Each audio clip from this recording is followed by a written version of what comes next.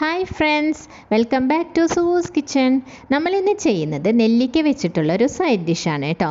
ഇത് ഉണ്ടാക്കാൻ വളരെ ഈസിയാണ്. അതുമാത്രമല്ല, ഒരു 2-3 വീക്സ് വരെയൊക്കെ നമുക്ക് ഫ്രിഡ്ജിൽ ഇത് സൂക്ഷിക്കാനും പറ്റും. അപ്പോൾ ചോറിൻ്റെ കൂടെ നല്ലൊരു കോമ്പിനേഷനാണ്. അപ്പോൾ എങ്ങനെ ചെയ്യുന്നതെന്ന് നോക്കാം.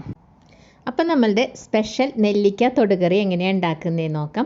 അതിന് വേണ്ടി ഞാനിവിടെ ഒരു 8 നെല്ലിക്ക എടുത്ത് ഇങ്ങനെ കട്ട് ചെയ്ത് വെച്ചിട്ടുണ്ട് കേട്ടോ. അത് നിങ്ങൾക്ക് ഇഷ്ടമുള്ള പോലെ കട്ട് ചെയ്യാം. ഞാനിപ്പോൾ ഇങ്ങനെ ചെയ്തതന്നേ ഉള്ളൂ, കാരണം ഇതെല്ലാം നമുക്കൊന്ന് വറുത്ത് കോരണം. അപ്പം ഞാൻ ഈ ഒരു വലിപ്പത്തിലുള്ള നെല്ലിക്കയാണ് എടുത്തിട്ടുള്ളത്. ഇതിനേക്കാൾ ചെറുതാണ് നിങ്ങൾ എടുക്കുന്നതെങ്കിൽ ഒരു 10 വരയ്ക്കും എടുക്കാം കേട്ടോ. അപ്പോൾ ഇങ്ങനെ ഇപ്പോൾ തൽക്കാലം ഞാനിങ്ങനെ കട്ട് ചെയ്ത് വെച്ചിട്ടുണ്ട്. അതിന് ശേഷം നമുക്കിതിലേക്ക് ഒരു സവോള ആവശ്യമുണ്ട്. ആ സവോളയും നീളത്തിൽ അരിഞ്ഞിട്ട് ഇവിടെ വെച്ചിട്ടുണ്ട് കേട്ടോ. പിന്നെ വേണ്ടത് അല്പം വലിയ കഷ്ണം തന്നെ ഇഞ്ചി എടുക്കുക. അത് കട്ട് ചെയ്ത് വരുമ്പോൾ ഏകദേശം ഒരു 1/4 കപ്പോളം ഉണ്ടാവും. അതും ഏതെങ്കിലും ചെറുതായി ഇങ്ങനെ കട്ട് ചെയ്തിട്ടാൽ മതി. അതെല്ലാം വറുത്ത് കോരാൻ വേണ്ടിയിട്ട് ഞാനിവിടെ ഒരു അടി കട്ടിയുള്ള പാത്രത്തിൽ എണ്ണ ഒഴിച്ച് കൊടുത്തിട്ടുണ്ട് കേട്ടോ. അപ്പോൾ എണ്ണ ഒഴിക്കുമ്പോൾ കുറച്ചധികം തന്നെ ഒഴിക്കുക, അല്ലെങ്കിൽ അത് വറുത്ത് കോരാൻ നമുക്ക് ബുദ്ധിമുട്ടായിരിക്കും. കുറച്ച് ക്രിസ്പി ആയി തന്നെ കിട്ടണേ. അപ്പോൾ അതിന് വേണ്ടി കുറച്ചധികം എണ്ണ ഒഴിച്ച് കൊടുക്കുക. അതിലേക്ക് നമ്മൾ എടുത്ത് വെച്ച ഇഞ്ചി ഇട്ട് കൊടുക്കാം. എന്നിട്ട് അത് നന്നായിട്ട് ചുമക്കെ വറുത്ത് കോരാം. അപ്പോൾ നമ്മളുടെ ഇഞ്ചിയൊക്കെ ഇവിടെ മൂത്ത് വന്നിട്ടുണ്ട് കേട്ടോ. ഇഞ്ചി ഒന്ന് മൂത്ത് വരാൻ അധികം സമയം എടുക്കില്ല. അപ്പം നമുക്കിത് എണ്ണയിൽ നിന്നൊന്ന് കോരി മാറ്റാം. ഇഞ്ചി വറുത്ത് കോരിയതിന് ശേഷം ആ എണ്ണയിലേക്ക് തന്നെ നമ്മൾ അരിഞ്ഞ് വെച്ച സവോള ഉണ്ടല്ലോ, അത് ഇട്ട് കൊടുക്കാം കേട്ടോ. സവോള ഇട്ട് കൊടുത്ത് നന്നായിട്ട് ഇളക്കി കൊടുക്കുക. അതും പെട്ടെന്ന് തന്നെ മൂത്ത് കിട്ടും കേട്ടോ. ഇപ്പം നമ്മുടെ കളർ ചേഞ്ചൊക്കെ വന്നിട്ടുണ്ട്. ഇപ്പം നമുക്കിത് എണ്ണയിൽ നിന്ന് മാറ്റി കൊടുക്കാം. ഇനി നമുക്ക് ആ എണ്ണയിലേക്ക് നമ്മൾ നേരത്തെ എടുത്ത് വെച്ച നെല്ലിക്ക ഉണ്ടല്ലോ, അതിട്ട് കൊടുക്കാം കേട്ടോ. ഇത് ഇട്ട് കൊടുത്തിട്ട് ഒരു 2-3 മിനിറ്റ് നമുക്കിതിൽ നന്നായിട്ടൊന്ന് ഇളക്കി കൊടുക്കാം. അങ്ങനെ ഇളക്കി കൊടുക്കുമ്പോൾ ഇത് നമ്മളുടെ നേരത്തെ സവോളയും ഇഞ്ചിയൊക്കെ ക്രിസ്പി ആയതുപോലെ ഒന്നും ആയി വരില്ല. ഇതിന് ഒരു വെന്ത പോലത്തെ ഒരു പാകമാണ് വരിക കേട്ടോ. അപ്പോൾ അതെങ്ങനെയായെന്ന് നമ്മൾ അറിയുന്നത് എങ്ങനെയാണെന്ന് വെച്ചാൽ ഇങ്ങനെ ഒരു പീസ് എടുക്കുക. എന്നിട്ടൊരു സ്പൂണോ കത്തിയോ എന്തെങ്കിലും വെച്ചൊന്ന് കട്ട് ചെയ്യുമ്പോൾ നമുക്ക് നെല്ലിക്ക കുറച്ച് ഹാർഡായിട്ടല്ലേ ഇരിക്കുക. ഇത് നമുക്ക് വളരെ ഈസി ആയിട്ട് കട്ട് ചെയ്യാൻ പറ്റും. അതാണ് അതിൻ്റെ ഒരു പാകം കേട്ടോ. അപ്പം ഇനി നമുക്ക് ഈ ഒരു പാകമായി കഴിഞ്ഞാൽ ഇത് നമുക്ക് എണ്ണയിൽ നിന്ന് കംപ്ലീറ്റ് ആയിട്ട് എടുത്ത് മാറ്റാം. എന്നിട്ട് ഈ 3 ഐറ്റംസും നന്നായിട്ട് തണുത്തതിന് ശേഷം ഒന്ന് മിക്സിയിൽ നമുക്ക് അരച്ചെടുക്കാം. അപ്പം നമ്മൾ വറുത്തെടുത്ത ഉള്ളിയും നെല്ലിക്കയും ഇഞ്ചിയൊക്കെ നന്നായിട്ട് തണുത്ത് വന്നിട്ടുണ്ട്. അപ്പം ഞാനിതൊരു മിക്സിയുടെ ജാറിലേക്ക് ഇട്ട് കൊടുക്കുകയാണ്. എന്നിട്ടൊന്ന് നന്നായിട്ട് അരച്ചെടുക്കാം. വെള്ളമൊന്നും ചേർക്കണ്ട കേട്ടോ. ഇനി അടുത്തതായിട്ട് ഞാനൊരു മൺപാത്രമാണ് അടുപ്പിൽ വെച്ചിട്ടുള്ളത്. അപ്പം മൺപാത്രം ഉണ്ടെങ്കിൽ അത് തന്നെ ഉപയോഗിക്കുക, അതായിരിക്കും കൂടുതൽ നല്ലത്. സ്റ്റീലും അലുമിനിയം ഒന്നും ഉപയോഗിക്കാതിരിക്കുകയായിരിക്കും ഈ ഒരു റെസിപ്പിക്ക് നല്ലത് കേട്ടോ. അപ്പോൾ ഇതിലേക്ക് ഞാനൊരു 2 ടേബിൾ സ്പൂൺ വെളിച്ചെണ്ണയാണ് ഒഴിച്ചു കൊടുക്കുന്നത്. വെളിച്ചെണ്ണയിൽ ഉണ്ടാക്കുന്നതാണ് കുറച്ചും കൂടി നല്ലത്.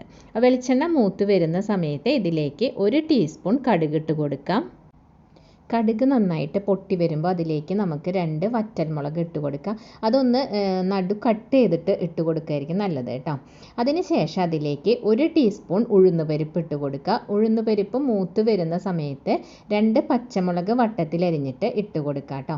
അതും ഒന്ന് മൂത്ത് വരുന്ന സമയത്ത് കുറച്ച് വേപ്പിലയും കൂടി ചേർത്ത് നന്നായിട്ട് ആ വേപ്പിലയും കൂടി ഒന്ന് മൂത്ത് കഴിയുമ്പോൾ അതിലേക്ക് 4 അല്ലി വെളുത്തുള്ളി ഒന്ന് ചതച്ചെടുത്തതാണ് കേട്ടോ. അതും കൂടി ഇട്ടിട്ട് ഒന്ന് മൂപ്പിച്ച് കൊടുക്കാം. അത് ഒന്ന് മൂത്ത് വരുന്ന സമയത്ത് നമുക്ക് കുറച്ച് തേങ്ങാക്കൊത്ത് ചേർത്ത് കൊടുക്കുക. തേങ്ങാക്കൊത്ത് നിങ്ങളുടെ ഇഷ്ടത്തിനനുസരിച്ച് ഇട്ട് കൊടുക്കുക കേട്ടോ. ഇനിയിപ്പോൾ താല്പര്യം ഇല്ല എന്നുണ്ടെങ്കിൽ ഇടണമെന്ന് നിർബന്ധമില്ല. പക്ഷേ ഈ കറിയിൽ ഈ തേങ്ങാക്കൊത്ത് ചേർക്കുകയാണെങ്കിൽ ഒരു പ്രത്യേക സ്വാദാണ്. നമുക്കിത് കഴിക്കുന്ന സമയത്ത് ഒന്ന് ചെറുതായിട്ടൊന്ന് കടിക്കാൻ കിട്ടും. അതൊരു പ്രത്യേക ടേസ്റ്റാണ് കേട്ടോ. അപ്പോൾ താല്പര്യം ഉണ്ടെങ്കിൽ ചേർത്ത് കൊടുക്കാം.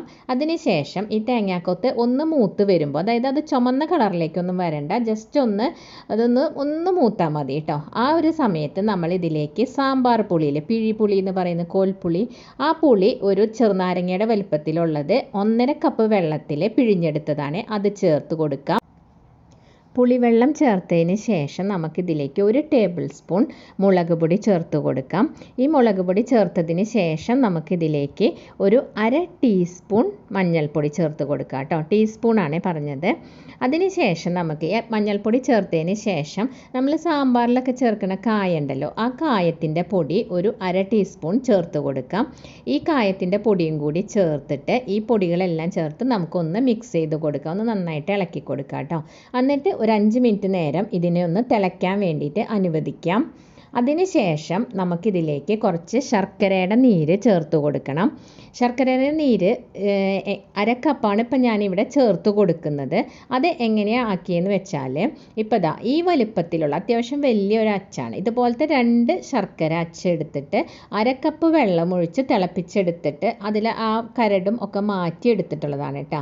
അപ്പോൾ നിങ്ങളുടെ കയ്യിലുള്ള ശർക്കരയിൽ അങ്ങനെ കല്ലും മണ്ണൊന്നും ഇല്ലയെന്ന് നിങ്ങൾക്ക് ഉറപ്പുണ്ട് എന്ന് വെച്ചാൽ ഇങ്ങനെ ഡയറക്റ്റ് ഇട്ട് കൊടുത്താൽ മതി. ഇങ്ങനെ ഉരുക്കി ചേർക്കണം നിർബന്ധമൊന്നുമില്ല.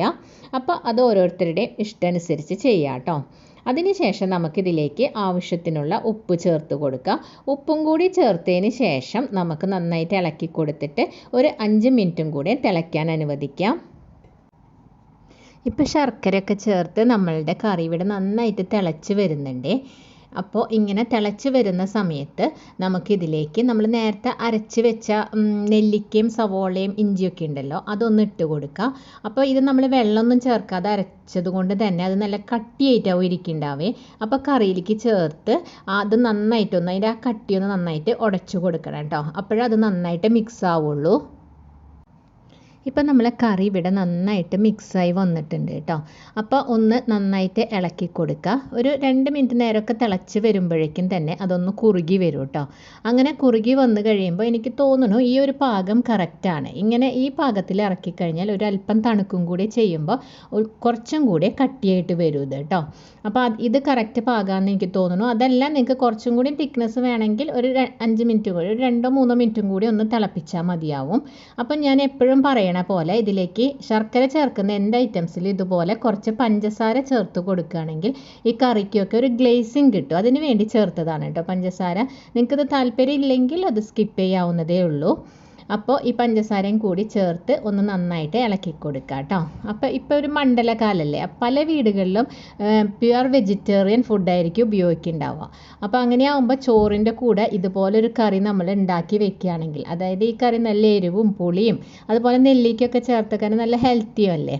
അപ്പോൾ ഇങ്ങനൊരു കറി ഉണ്ടാക്കി വെച്ച് 2-3 ആഴ്ചയൊക്കെ നമുക്ക് ഫ്രിഡ്ജിൽ സൂക്ഷിക്കാൻ പറ്റും. ഒരു പിക്കിളൊക്കെ എടുക്കുന്ന പോലെ നല്ലൊരു ടേസ്റ്റോട് കൂടി നമുക്കൊരു ചോറിൻ്റെ കൂടെയൊക്കെ കഴിക്കാൻ പറ്റിയൊരു കറിയാണിത്. അപ്പോൾ നമ്മളുടെ കറി ഞാൻ ഗ്യാസ് സ്റ്റവിൽ നിന്ന് മാറ്റി വെച്ചിട്ടുണ്ട് കേട്ടോ.